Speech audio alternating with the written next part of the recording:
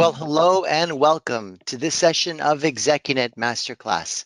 I'm your host, Tony Vlahos, and my guest this hour is Chief Executive Officer and Board Director, Mr. Michael Lorelli. Landing a board seat isn't easy, but if you have the right stuff and know how to pursue and seize opportunities, it can be a powerful way to accelerate your career and make a contribution. Today, you'll learn the proven and effective steps to plan and implement your board director strategy. Pretty important stuff, and part of our daily commitment here at ExecuNet to connect you with trusted advisors like Mike, who can help you create the transformative results you want in your career, the world of work, and your everyday life. So let's begin at the beginning with a few housekeeping things that will make your experience today all the more enjoyable and valuable. First, by now you should have received the PowerPoint deck for today's session. Many of you are nodding. Yes, I can tell. If you have not, fear not. You can get the slides in PDF straight from the screen in front of you.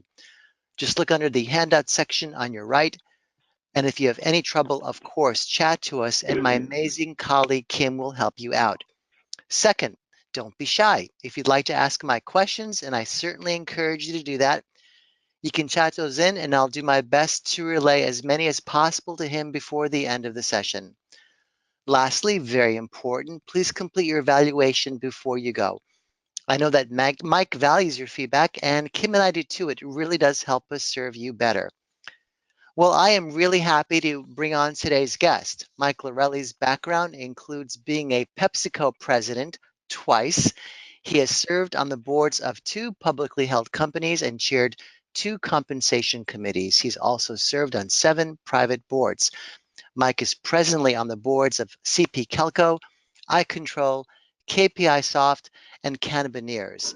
Mike is master's level certified at both the NACD and the ACCD, which is the American College of Corporate Directors. He is presently an operating partner at Falcon Head Capital, and I will add he is a longtime friend of ExecuNet. With that intro, welcome back, Mike, to the ExecuNet stage. They are all yours. Terrific. Thanks so much, Tony. And good day, everyone. And I have to say, it is a real delight presenting this masterclass with Tony today. I've been an ExecuNet member and evangelist since 1996. During that time, I've been in transition twice. And I've often said the time to renew your ExecuNet membership is when you land. The member benefits go beyond job leads. And I hope today's session with Tony here is a good example of member benefits. So here we go, and we've got a really long PowerPoint presentation. There's about 45 slides here. So what I'm going to do in the interest of being practical is just give you the summary thought on each slide. And the best thing that you could do is to go back and reread the slides, which you have available to you at your leisure, and in doing so, you can drink in the full content of each of these slides. So just to begin, what we are not going to do today is give you an education of a lot of the topics that boards generally get involved in. You know, those are separate subjects for which you could easily spend 120 hours studying. What we're going to do today, Tony and myself, is help you best your odds. So when an opportunity presents itself, and more on that in a moment, you get yourself on base. So jumping right in, step one, and you'll hear me use this expression a couple of times today. You've got to have good soundbite answers to your questions. When you're in a board interview, people expect that you can talk like a board member, which means you talk at 30,000 feet, give soundbite answers. Don't hand somebody a novel. Trust me, they will stop listening. The first example here is you will invariably get caught. You will invariably get asked in that battery of interviews, tell me again, you know, you're a busy person. I saw your LinkedIn profile. We've got your resume. You've got a lot going on. Tell me again why you want to do board work.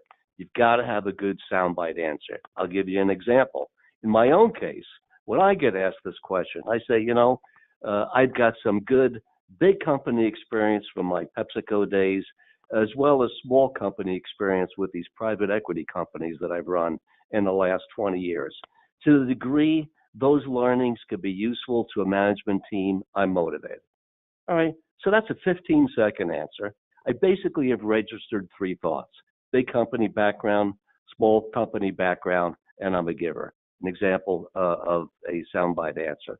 So going into the interview, make sure you've got your soundbite answer to that question. Types of boards, this is probably obvious: public, private, advisory boards, and nonprofits. And you're going to hear me today weave in several thoughts about private and private equity in particular, and for some good reason. I want to talk about age here in a second. It is never too early to buckle down and be thinking about boards. Now, when I do this in front of a large audience, I have this slide where I talk about age, and I say, it's probably a good idea if you spend time hunkered down, try to get on one good, serious board while you're in your 40s. By the time you're in your 50s, maybe even two boards. What I tell people, though, please do not wait until age 63 and a half to start thinking about it, because a good recruiter is always going to present a slate of 4 or 5 candidates.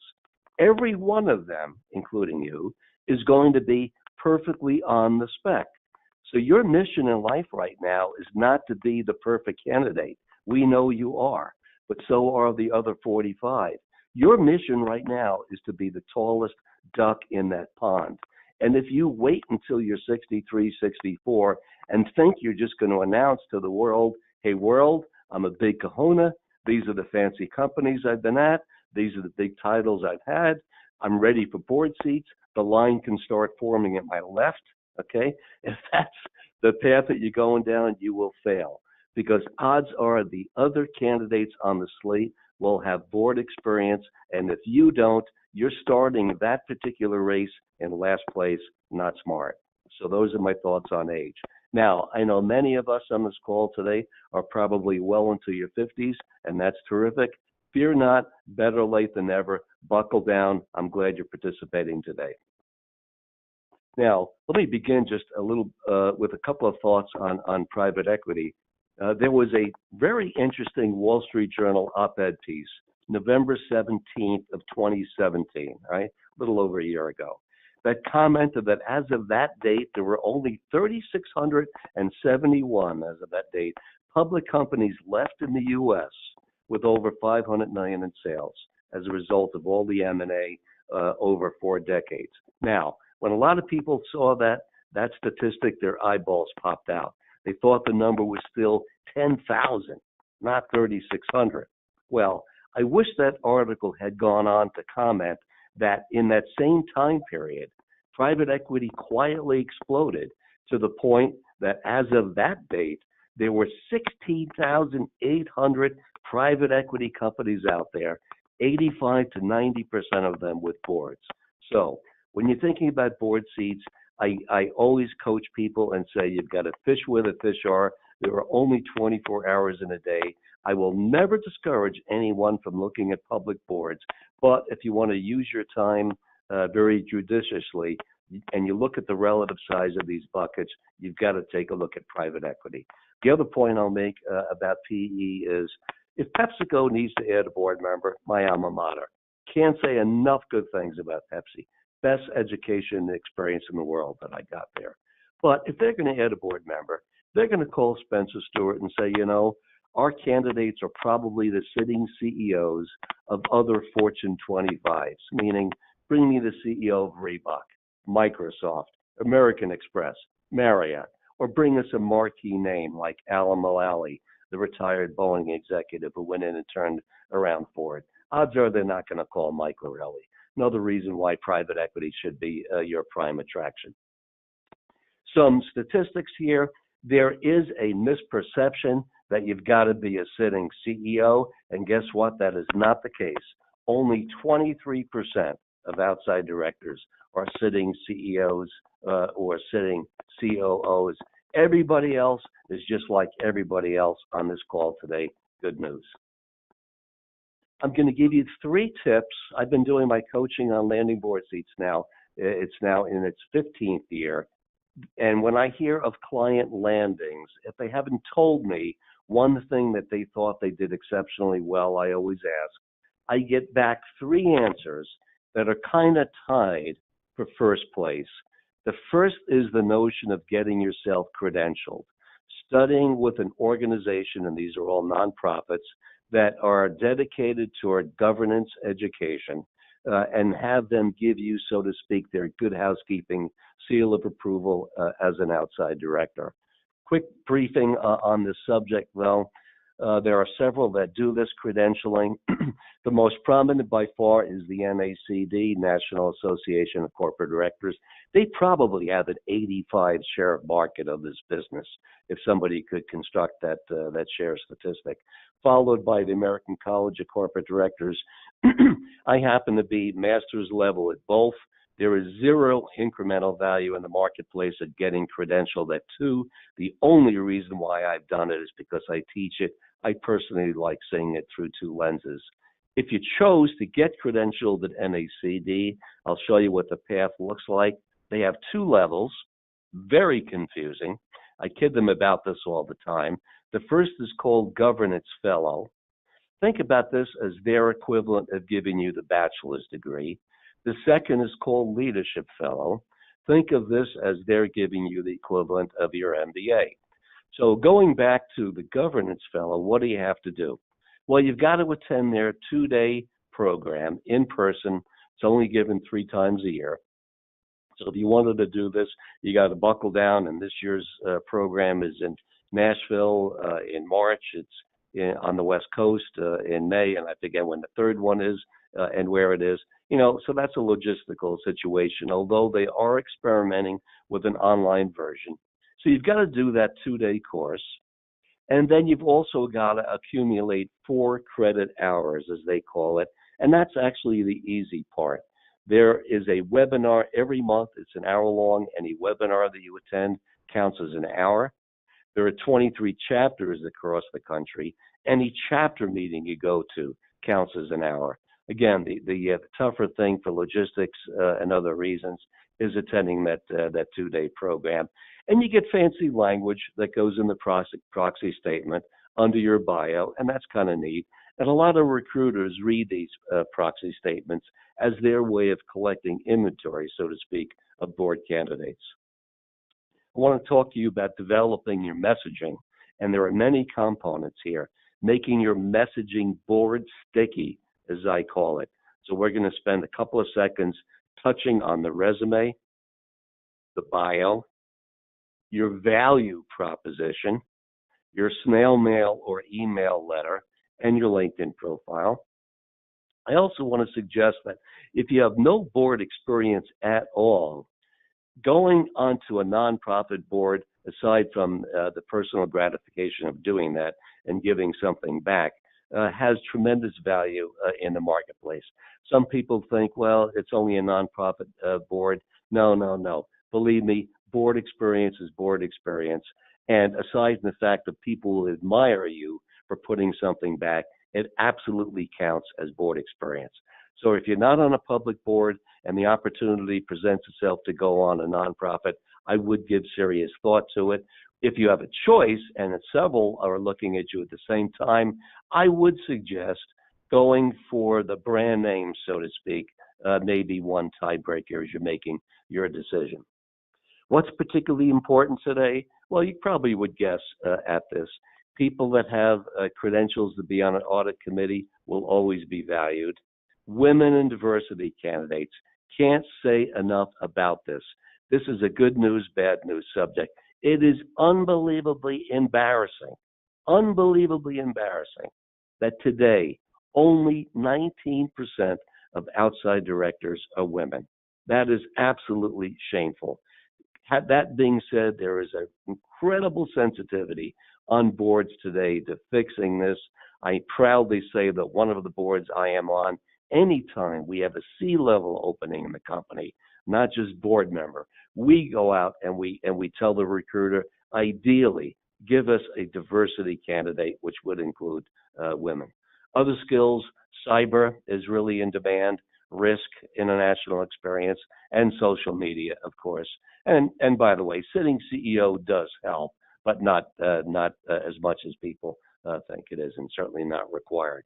Let's just talk about the resume for a second. Your board resume is not your traditional resume, all right?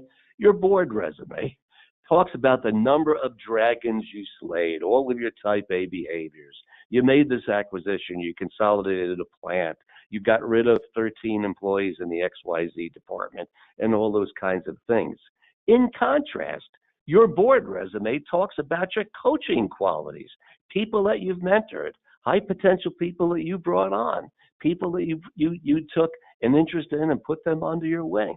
So that's the contrast in style when you're doing a board resume versus a traditional resume.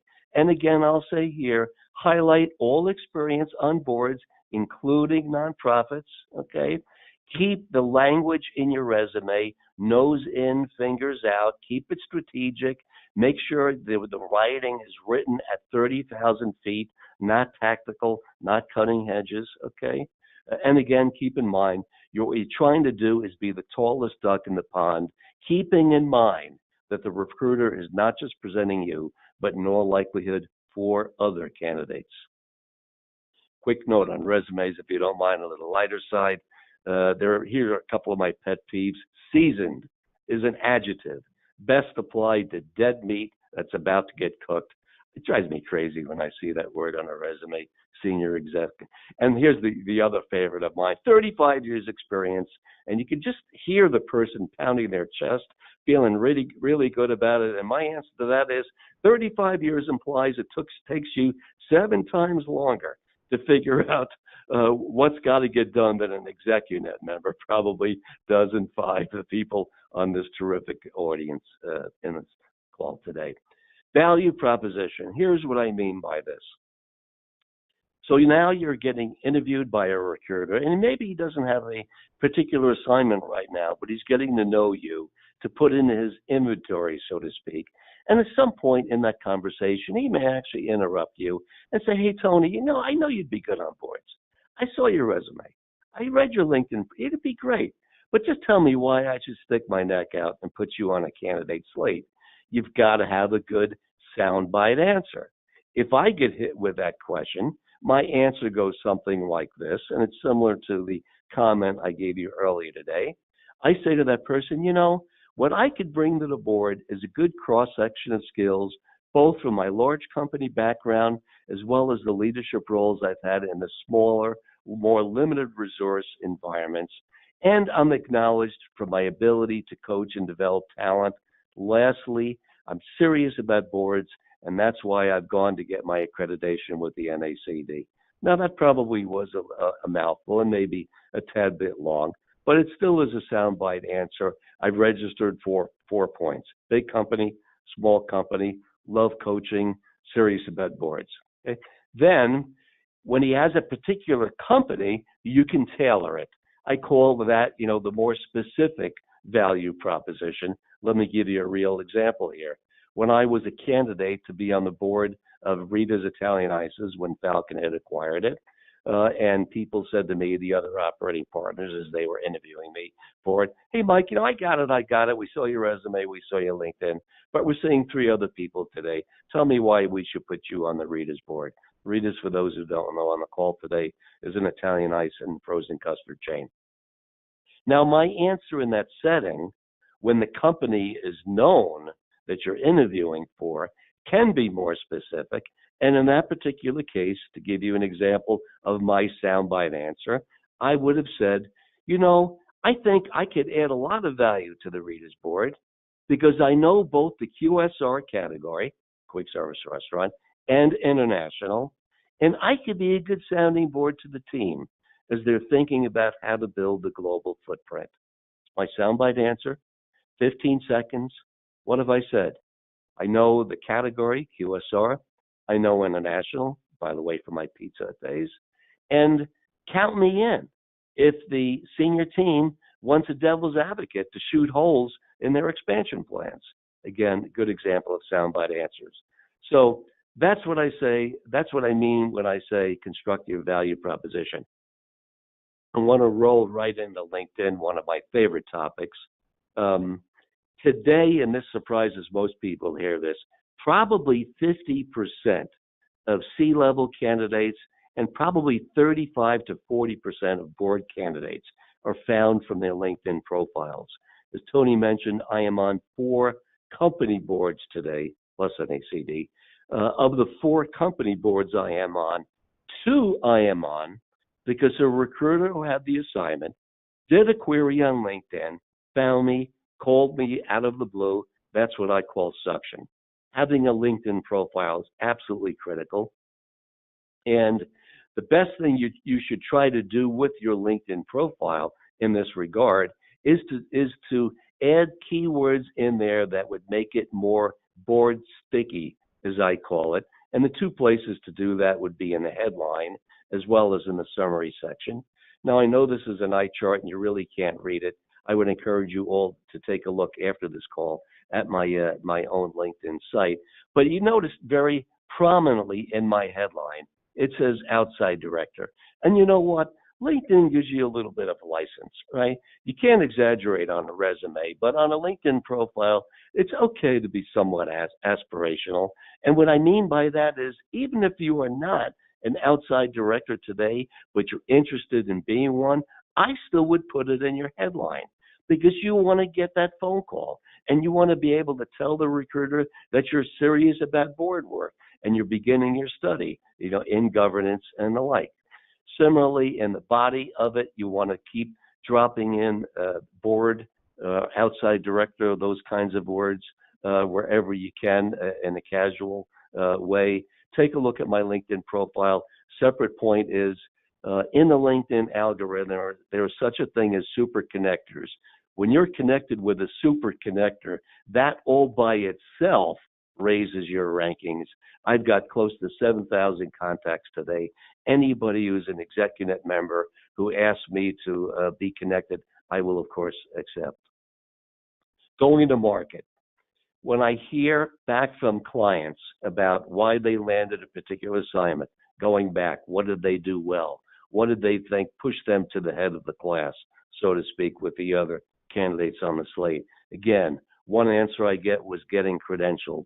Here is the second answer I get.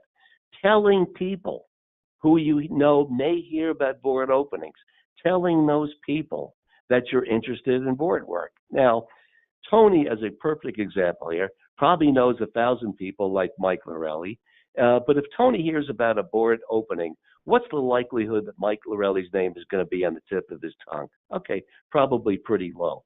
But if I ever singled Tony out and simply told him, hey, Tony, you know what? At this juncture, I'm getting serious about getting on a couple of good boards. I know you're the kind of person that might hear about a board seat from time to time. If that happens, I'd be flattered if you threw my name in. Now, if you single out 25 to 40 people, make an effort to call one a day. It'll take you 2 months to do that with phone tag back and forth. I promise you that you will get nominated for a board seat. When I do this in front of a live audience where I encourage people to interrupt, I always get someone that stands up and says, Mike, great in theory, poor in practice. I'm wasting my time here Saturday at your seminar. Actually, no one's ever said that yet. Maybe several have funked it. And I say, well, hold on a second. If you're trying to figure out how you can come up with a list of 25 to 40 people that you might have that conversation with and let them know you're interested in boards, think about every CEO you know, certainly everybody you know on a board, any law firm you've worked with any of the companies you've been at, your audit firms for all those companies, your personal accountant, any recruiter you've given business to, any recruiter who has presented you. Certainly recruiters who are known to do board assignments, industry colleagues, bosses, and yes, subordinates who are now in higher places. You hired Harry Schmaltz in 1999, and he's gone on today, he's EVP of XYZ. Well, odds are he's on that board. Peers and the like. The next objection, though, I get from someone in the audience, Mike, here's another great in theory, poor in practice. Your seminar is worthless. I don't have the personality to pick up the phone and call somebody I haven't worked with in 11 years. When I leave a voicemail, the first thing they're going to think is I've been fired. I don't want them to think that way. And I say, you know what? Put on your thinking cap. Doesn't take a lot of creativity. to come up with 3 or 4 sentences. Don't beat around the bush. Get right to the point, and maybe you say something like this. Hey, Jim, I know it's been 5 years since we caught up. I looked at your LinkedIn profile. Looks like you're still doing your thing at General Textile. Good for you. Hey, I'm calling for a selfish reason. I'm making a concerted effort at this point in my life to get on a couple of good boards. And I know you're the kind of person who may from time to time hear about a board seat. I'd be thrilled if you threw my name in. Now, what's the worst thing that could happen? Well, the worst thing that could happen is Jim is not the kind of person who's ever going to hear about a board seat. But you know what? This wasn't a wasted phone call. He's going to feel flattered that you thought of him in that context. So again, I hear back from my clients about a landing, and I ask, what do they do well? Answered and tied for 3 tied for first place. 1 is getting credentialed, NACD or one of the other fine groups. The second is this notion of making 25 to 40 phone calls. Call 1 person a day. It'll take you 2 months. It works. Please do not trash this PowerPoint when we're done with it. There are several good reference slides in here. This is one of my favorite. This is the kind of slide you want to reread the night before you go in. These are the questions that you are likely to get asked. So reread this slide the night before you go in. Make sure you've got good soundbite answers to all of these questions. So let's just take one as an example. So Mike, what committee are you best suited for and least suited for? My answer, just so I can give you another example of a soundbite answer, goes something like this for that one particular question. I say, well, 3 things. Number 1, though I've served on several audit committees and I understand what's going on, by no means would I be qualified to be the audit chair. In contrast, comp is a specialty. In fact, I've chaired a couple of comp committees. But regardless, I'm happy to be deployed. I understand service to the Queen. I'm happy to be deployed in whatever way the chairman CEO would like to use me. All right. So with that 15-second answer, what has Mike said? He's registered 3 points. Number 1, he voluntarily dumped all over his audit skills, which implies then if he now tells me something that he's good at, well, that's probably true too. Mike said comp is a sweet spot. Not only that, Mike also volunteered and said, but regardless, whatever way you'd like to deploy me, I'm happy to do service to the Queen. Really good, flattering statements to make when you're in a board interview, because they want to see you not just from a mechanical point of view. Board duty is not just showing up for 4 board meetings a year, having read the board book in advance and asking a couple of good questions. That's not what boards are all about. You are there also to be a coach, be a support system for the CEO. I'll give you an example on how to use that in a couple of slides. Now, the better list of questions to think about the night before you go in are these. And these are the kinds of questions that you will likely want to ask in terms of your own due diligence. Is this the kind of company and board that I want to serve on? But better than that, and I have an ulterior motive there, simply asking these kinds of questions demonstrates your board prowess. It demonstrates that you understand board duty, again, is not just going to 4 meetings a year, having read the book in advance, and asking a couple of good questions. So as an example, if you got asked the question, what do you have any questions for me? Thanks for going through the interview today. We've got 5 more minutes. Is there anything you want to ask me about the company or the board? One of the ways you might answer that question is to say, you know what, I'm very enthusiastic, and since we only have 5 minutes, there's really just one on the tip of my tongue. And that's, I want to be a coach, and I want to be available. I want to be a sounding board to the CEO, chairman. So what's the best way that I can make him comfortable so that on a Saturday afternoon, if he's thinking about a decision he's got to make on Monday, he picks up the phone, he's comfortable calling me on my cell and saying, hey, Mike, I got to make this decision on Monday. if you were in my shoes confidentially, how would you be thinking about A versus B?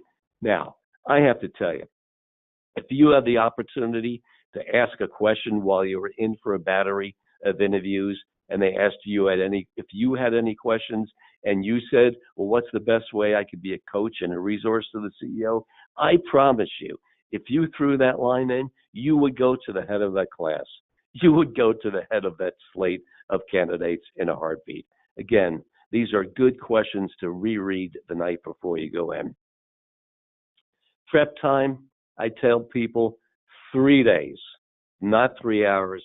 And even if it is a private or private equity portfolio company, it's amazing how much you could find out there. If you Google, you go on the website, you can see all the press releases, you can learn a heck of a lot. 3 days, not 3 hours. All right, I teased you all a little bit so far today. The three answers I get back from clients when they're proud to have landed a board seat, we talked about the first two. Here is the third, a very powerful exercise called the skills map.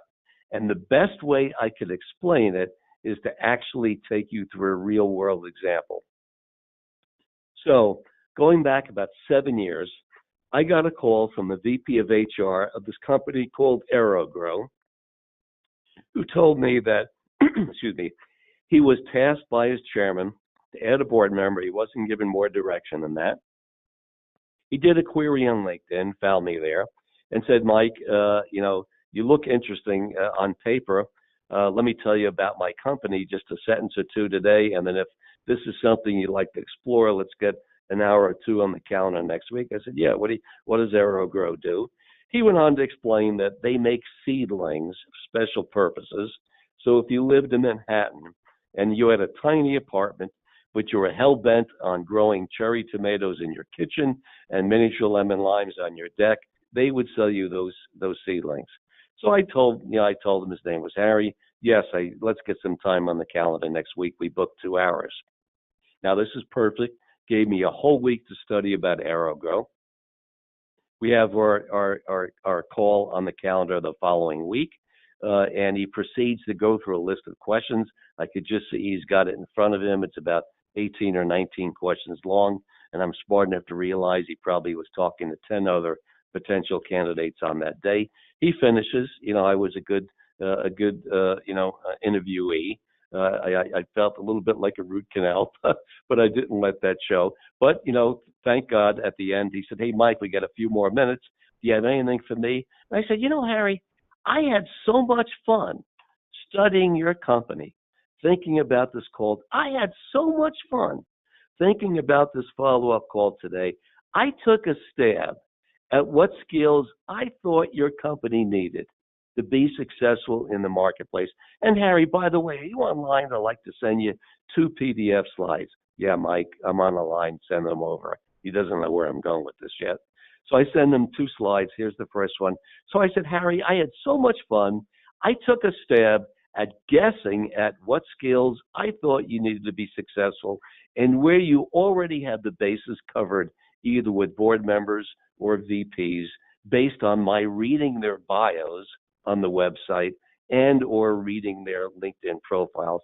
So Harry, if you're looking at the first slide, what I did on the x-axis, left to right, is I listed the skills that I guess you need to be successful. So number 1, marketing and direct-to-consumer skills, followed by sales skills, ops, since you do your own fulfillment, finance, leverage, international, I listed as a skill only because even though you don't do it today, in one of your press releases, your chairman mentioned he had ambition to go outside of the universe at some point in time. And then on the y-axis, I listed names. So here's Michael, who's your EVP of Marketing and Sales. He's got it in spades. Randy on your board, I noticed he was an ex-P&G brand manager. He's got it in spades. Mitchell, John, Jerry, VPs in your company, they've got it a little less so I put them further down on the y-axis. But regardless, you've got marketing covered. Sales, here's your Michael again. He towers in sales skills, but one of your other press releases talks about someday ambition is to go to the retail channel not just be an internet fulfillment company. But I created a big yellow box here because I didn't see anybody on the board or any VP in the company, based on my reading their bios and LinkedIn profiles, who had ever called on a retailer. Hence, I created this yellow box. Similarly, in ops, you do your own fulfillment. I didn't see in any of the bios there was any lean manufacturing experience. And international, which is further down the list of skills, but I did list it again because your chairman said he wants to go beyond the U.S., but I didn't see a single shred of evidence anybody at the board level or in the company at the VP level had any international experience, hence the yellow void box. So I said, Harry, let's flip to the second slide. And what I've done here is I've inserted my own name, Mike L. So as I'm talking to Harry again here, marketing direct to consumer, I already concluded you don't need any help, man. You got all the horsepower in the world. I threw my name in here anyway, but you don't need it. I'd be redundant. Sales, where your chairman does want to add retail someday, but nobody has got any experience. For my Pepsi days, as we talked earlier today, you know that part of my responsibility was to call on retailers. So I really think, if you agree with me that that's a void, I could add value. I could add value in a box where right now you've got a skills gap. Ops, where you've got nobody that's done lean manufacturing. I've done it with 3 of the private equity companies I've run. Further down, international, where your chairman wants to do it, but no one has ever done it. I didn't say it in a condescending way to him, of course.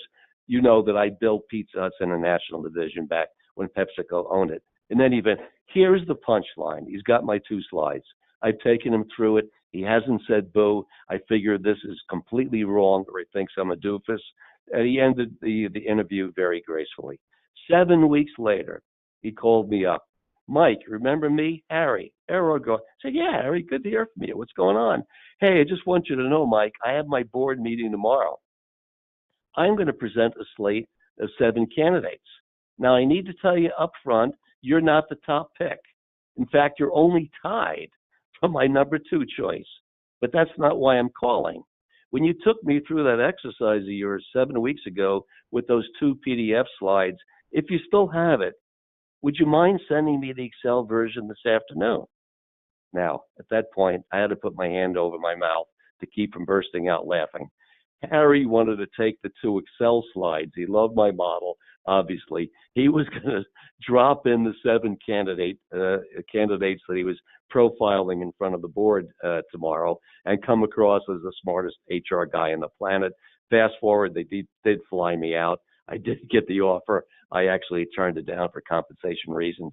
That's not the point of our story here this afternoon with Tony. The point of the story is doing a skills map is unbelievably powerful. It demonstrates 3 things: how studious you are, and that you took the time to try to study the company and figure out what skills they need. Further, you invested a lot of time to read bios and LinkedIn profiles, and you put together this kind of interesting model. And I'd be willing to bet anybody on this ExecuNet call today, your stab at it is probably going to be pretty close, okay? But the third thing it demonstrates is, as you know, as you've set this thing up, I mean, I confess, you set it up in a little Machiavellian way. Obviously, you've got a keen eye out, hoping you could find gaps for which you are going to, uniquely fill. Hence, if they're talking to 5 candidates, you're the person. So have some fun with this too. I had an IT client of mine, and given that everybody knows cyber is very much in demand, no company thinks that they're on top of cyber. As he was doing the skills map, he listed not only these kinds of skills, he listed cyber. And he listed it because he happened to be an expert in it. Again, when you're setting the skills map up, you've got a keen eye out for gaps that you uniquely are going to fill. I mentioned briefly earlier about the various documents you've got in your marketing repertoire. One of them will be sending out email letters to private equity firms, letting them know of your availability. I'm not going to walk through this here today, but as you're setting out to write your own, resurrect this PowerPoint presentation that Tony and I are doing today. this is a good model to use. Very short, bullets make it easy for people to skim. I also tell people who are interested in board seats, everything you could do for visibility is a good idea. Writing articles, I've written several for NACD's magazine. I always get an avalanche of phone calls from people I didn't know, recruiters, and even other companies when my articles are published. Any attendance you could go to, industry events. ACG is terrific, Association of Corporate Growth. NACD chapter meeting, all these things are good opportunities for visibility. I'm not going to bore you with some of the articles I've written here today in the interest of time. Again, please don't throw this PowerPoint out. I'm not going to go through these next two slides, which are board compensation. This particular slide is from NACD data, as you can see in the footnote, but I'll tell you how to use this. When you get the term sheet from the VP of HR or the recruiter, the first thing you want to do is compare it to this table of industry data. And here's the second table. This is from Perlmeyer, who most of you would recognize as the leading consulting firm in compensation. And you can form your own conclusion. Is it a fair package or not?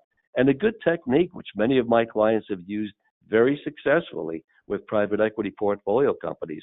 If you compare their term sheet to these two tables, and it looks, kind of skimpy, there is nothing wrong with going back to that recruiter or HR VP and say, you know what, Harry, I'm flattered, and I'm very enthusiastic about joining your board. But I had a couple of industry tables, and in fact, if you don't mind, I'm going to email these two tables. You can look at them, while you're online here with me on the phone. But when I compared it to these two industry tables, it looks a little comp light. Is there any room for negotiation here, Harry? Now, I have to tell you, if you did that on the HR VP or the recruiter using these two tables, so he's looking at them online with you, that is the nicest, most gentlemanly way, most polite way I could think of accusing them of being cheap and shaming them into sweetening the package. Now, you can't do this with a public company. All the compensation data is in the proxy. Every director gets the same. You get additional fees for being on the committee and some such. But in a private equity environment, they could do whatever it takes. Okay, just remember those slides are in the deck. D&O insurance, very important. The only time you'll ever come across a company that doesn't have a good D&O policy may be a startup where the founder, owner, 160 IQ genius, who's the CEO, knows it's important. Someday he's going to get around to it, but right now he's just trying to make payroll and keep the lights on, paying the electric bill. So he's going to get around to it some other day. If that's the kind of board that you come across, I would put on your track shoes and run real fast. Patience is important in this project. I always tell people there's an incubation period, right? You can have a great LinkedIn profile. Don't expect your phone's going to ring off the hook the next day. You're going to send out, you're going to do an e-blast campaign to private equity people. I may see it and say, Tony Vlahos is the perfect guy to be on one of our boards, but I don't have an opening today. I'm probably not going to take the time to email him back and say, great background, Tony, we'll keep you in mind. I don't have the time to reply like that, but I may save the bio just the same. I might not buy another restaurant or consumer or franchise company, which happen to be three of my sweet spots, until later in the year.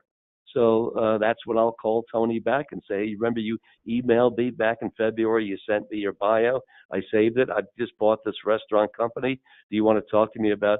So that's what I mean by an incubation period. If you're setting out on this journey, I tell people, don't expect the phone to ring on Monday. Rather, be paced, be patient. If your time frame from when you start this project is that you hope to get on the board by the end of a year, maybe 2 board seats at the end of 18 months, that's a realistic expectation. Areas to study, these are all great topics for which boards are expected to be conversant.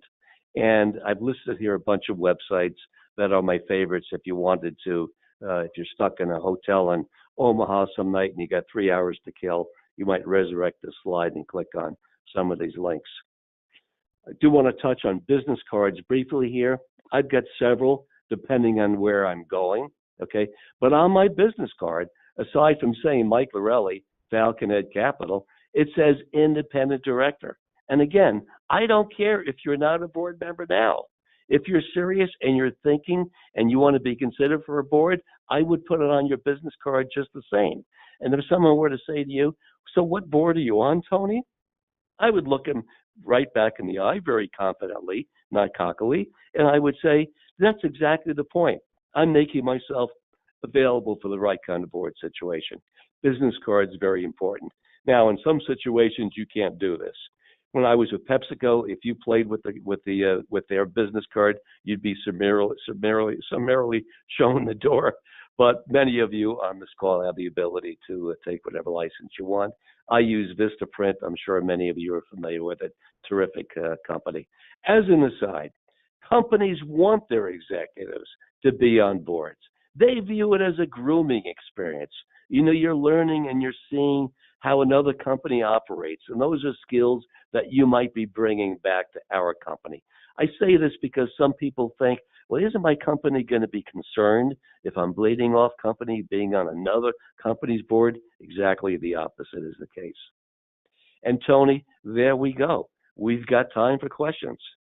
We certainly do. Thank you, Mike. And we're going to turn to the questions in just a moment. But first, if this session was meaningful to you and you'd like to land a board seat, let ExecuNet help you. Our respected team of professional strategists and coaches will work with you personally on all the nuances that Mike outlined today, including shaping your value story and implementing a marketing strategy so you're seen, noticed, and ideally invited to the table.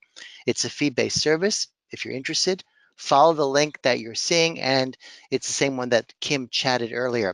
So let's turn to some questions. Mike, this goes to expertise, and the perception is that if you're not financially literate, you cannot become a board director. Specifically, the question goes, is there any appetite from companies to have board members with a background in, say, marketing and communications? What's your thought, Mike?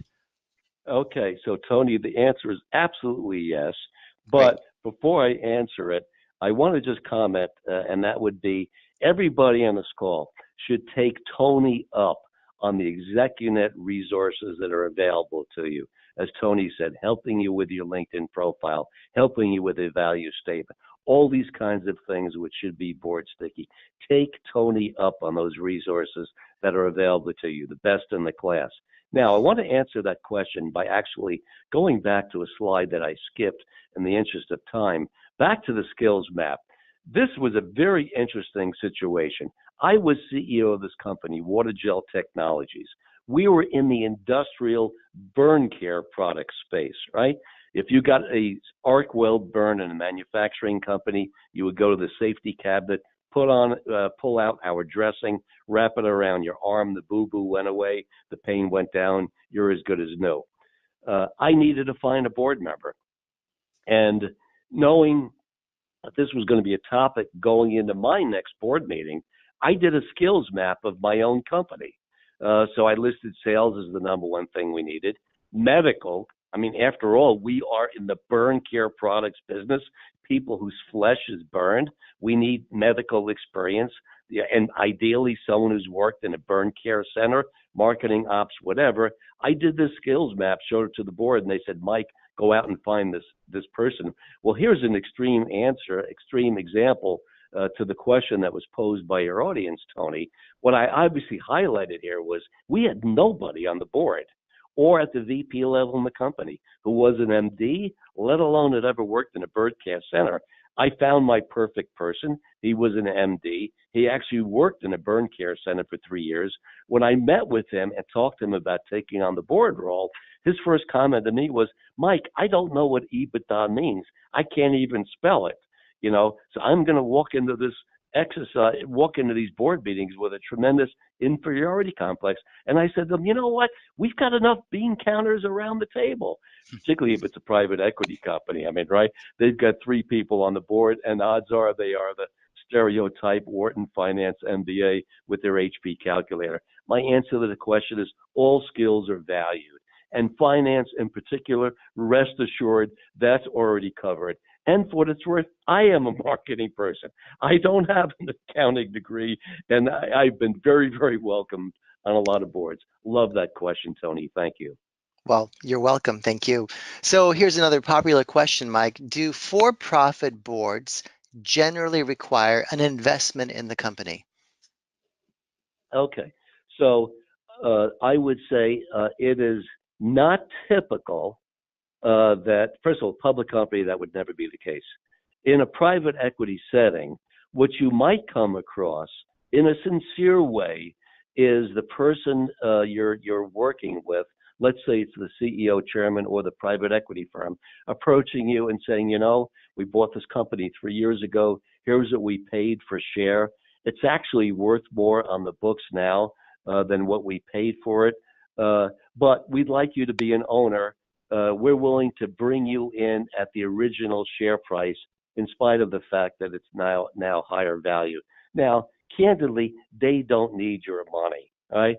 But it is a good will gesture for you to say, sure, I'd like to be an investor from day one. And one of the ways you might handle this if you're tight on cash personally is to say, yeah, I'd like to be an investor from day one, but my way of doing it might be I'd forego my compensation for the first 2 years and rather have you convert that to cash. So is it mandatory? Absolutely not. Could it come in a conversation? Yes. If you're tight on cash, that's a good way to handle it. Okay, thank you. You listed some resources, Mike, that everyone should check out.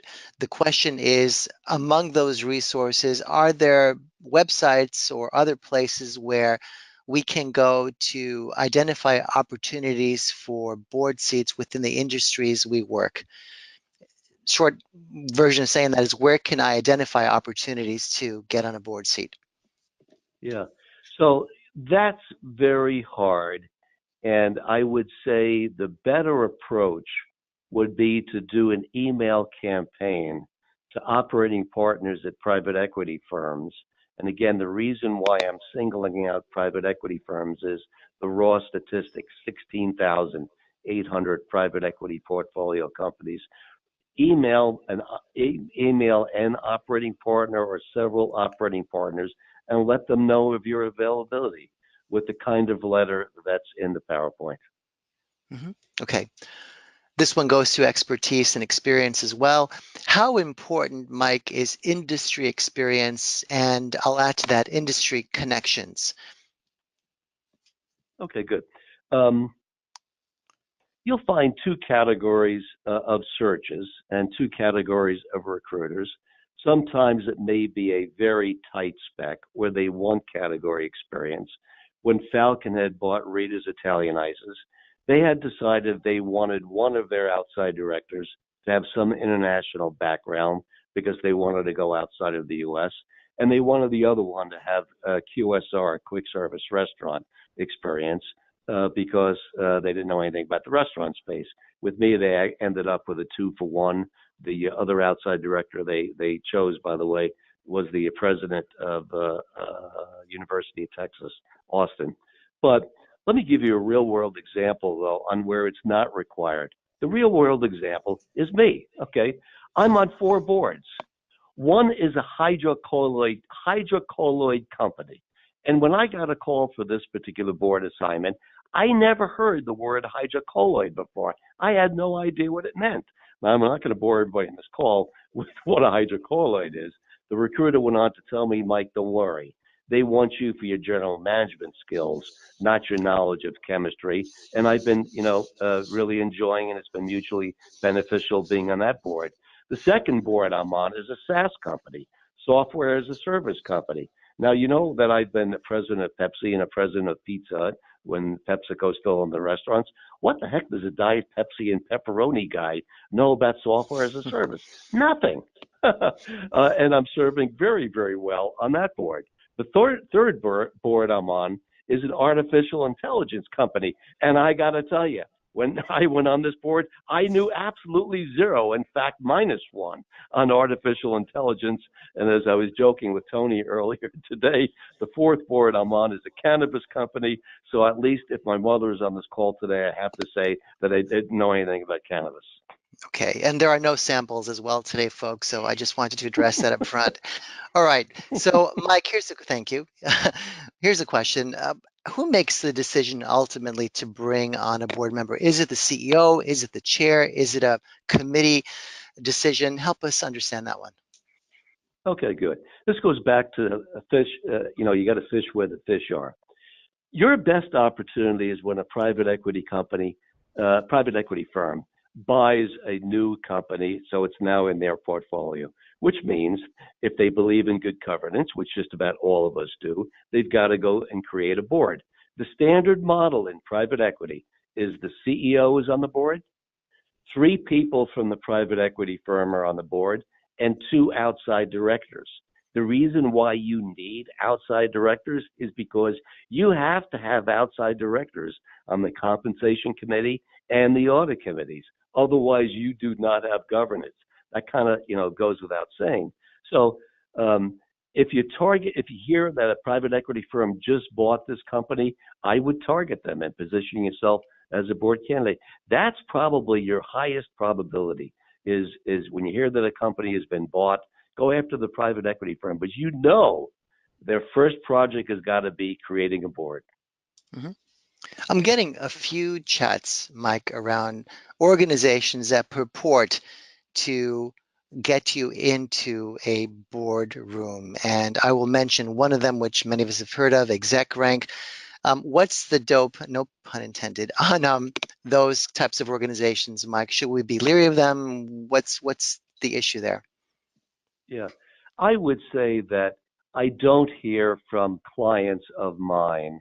And at this point, I've got just about 700 clients under my belt in these 14 years. I don't hear from clients of mine landing through those services. Having said that, one that I am familiar with is Board Prospects. And I actually did post one board opening on their site myself. Okay. Keep the questions coming, folks. We're going to take a few more, and let me find one that will resonate with many of you. Well, this one's a little off the beaten path, but let's take it, right? We've heard a great presentation on how to be, quote, hunted for board opportunities. Any tips, Mike, on how we can be the hunter and identify the right person or recruiter for a board position? Yeah. Well, it's tough because there are so many search firms out there. Mhm. There's, I wish I could give you, one silver lining, answer to that question.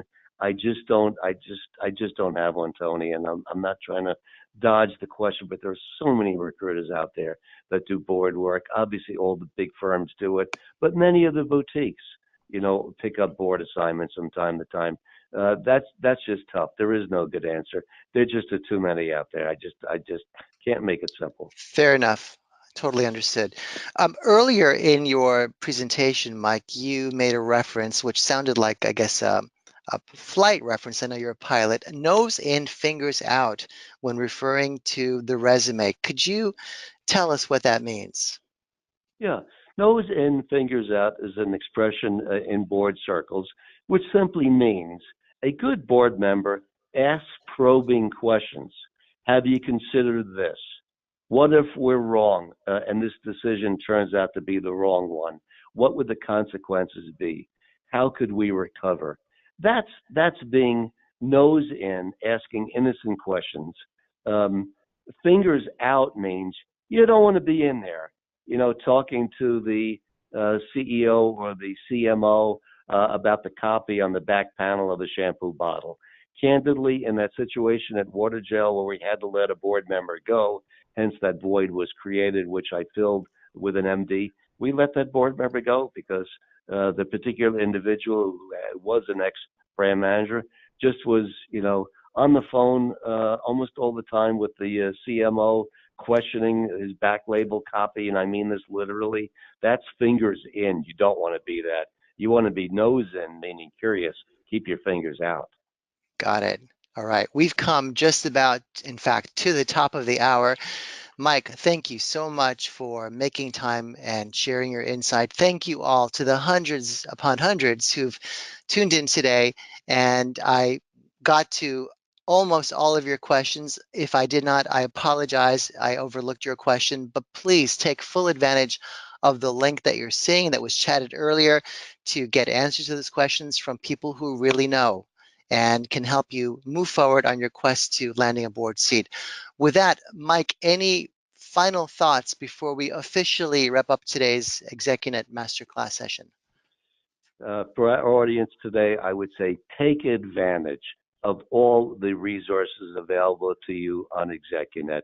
It's been one of my greatest learning experiences right through today. Well, thank you, and you're a tremendous resource as well. Thank you, Mike. Thank you all, and I look forward to seeing you at the next ExecuNet Masterclass. Bye for now.